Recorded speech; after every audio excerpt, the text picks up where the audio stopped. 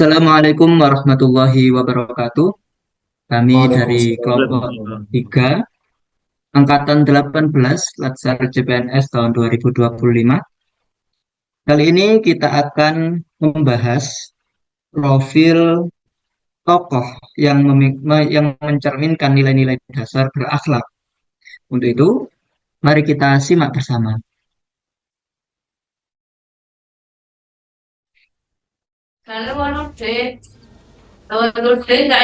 Abdurrahman Wahid atau yang lebih diakrab disapa Gus Dur adalah Presiden Republik Indonesia yang keempat.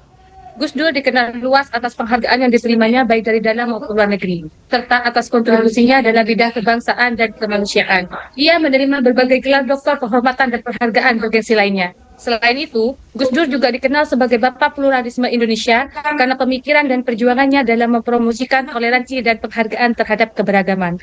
Meskipun Gus Dur bukan ASN dalam konteks teknis, nilai-nilai berakhlak dalam diterapkan mengevaluasi kontribusinya sebagai seorang pemimpin publik yang mengabdi kepada masyarakat dan negara. Berikut adalah analisis Rifki berdasarkan 7 nilai dasar berakhlak.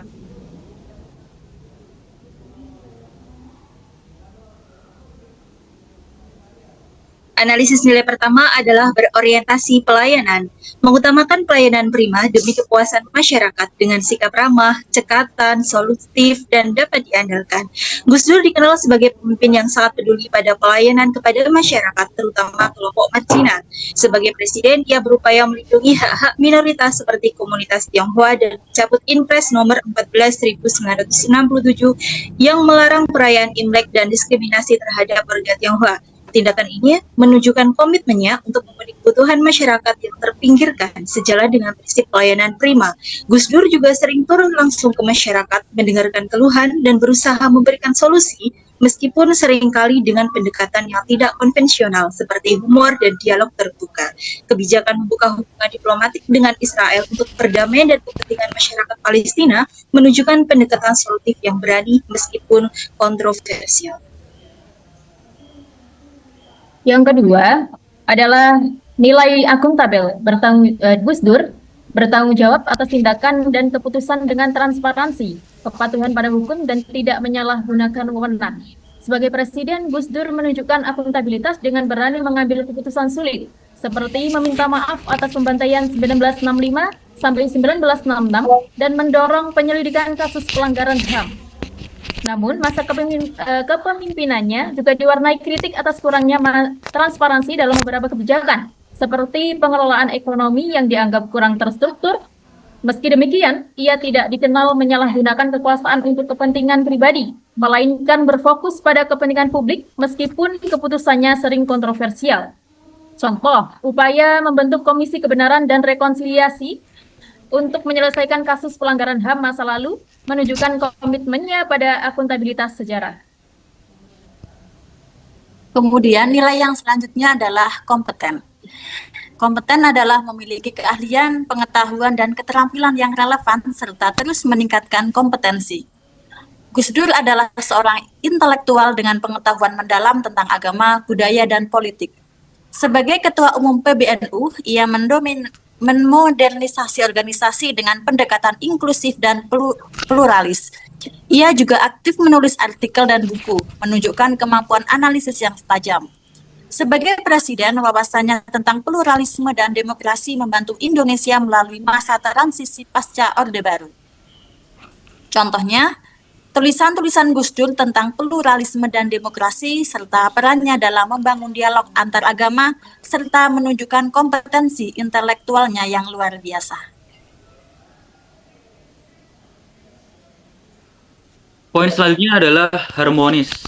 Gus Dur adalah potret nyata seorang tokoh bangsa yang mewujudkan harmoni dalam pemikiran, sikap, dan tindakan. Harmonis dalam konteks Gus Dur bukanlah sebatas hidup rukun atau kompromi semata, tapi keberanian untuk menjembatani perbedaan dengan ketulusan dan kebijaksanaan. Sebagaimana kita tahu bahwa beliau adalah Bapak Pluralisme.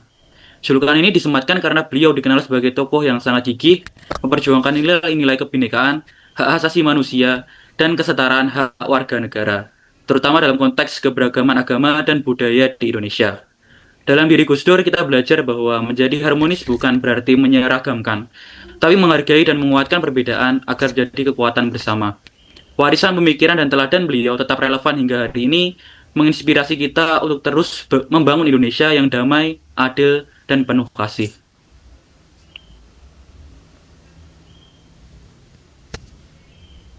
Nilai selanjutnya adalah loyal. Setia kepada negara, pemerintah, dan organisasi tanpa mengutamakan kepentingan pribadi. Gus Dur menunjukkan loyalitas yang kuat terhadap Negara Kesatuan Republik Indonesia dan ideologi Pancasila. Ia konsisten mempromosikan nilai-nilai kebangsaan yang inklusif seperti dalam semboyan Bhinneka Tunggal Ika. Meskipun sering mengkritik pemerintah atau kebijakan tertentu, kritiknya bertujuan untuk memperbaiki sistem demi kepentingan bangsa, bukan untuk kepentingan pribadi. Loyalitasnya juga terlihat dari komitmen menjaga persatuan di tengah ancaman separatisme di Aceh dan Papua. Contohnya, upaya Gus Dur untuk menjaga keutuhan NKRI melalui dialog dengan kelompok separatis di Aceh dan Papua mencerminkan loyalitasnya kepada negara. Nilai yang selanjutnya adalah adaptif. Adaptif adalah mampu menyesuaikan diri dengan perubahan teknologi, regulasi, dan dinamika sosial. Gus Dur dikenal sebagai pemimpin yang adaptif terhadap perubahan sosial dan politik. Ia memimpin Indonesia dari masa transisi demokrasi pasca Orde Baru, sebuah periode penuh tantangan dengan perubahan sistem politik dan kebutuhan reformasi. Ia juga responsif terhadap globalisasi, misalnya dengan membuka dialog dengan dunia internasional, termasuk negara-negara yang kontroversial seperti Israel untuk kepentingan diplomasi. Dan nilai terakhir yakni adalah nilai kolaboratif. Nah, Gus Dur adalah teladan nilai kolaboratif sejati. Gus Dur sangat kolaboratif baik dalam skala nasional maupun internasional.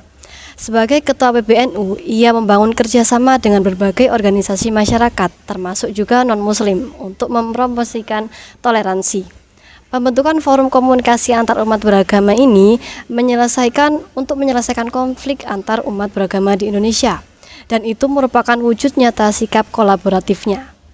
Begitu juga untuk di bidang internasional, beliau juga menjadi anggota aktif Dewan The Simon Peirce Center for Peace yang menunjukkan kolaborasi antar lintas negara. Baik, itu tadi nilai-nilai yang bisa kita tiru dari sosok Kiai Haji Abdurrahman Wahid. Terima kasih. Wassalamualaikum warahmatullahi wabarakatuh.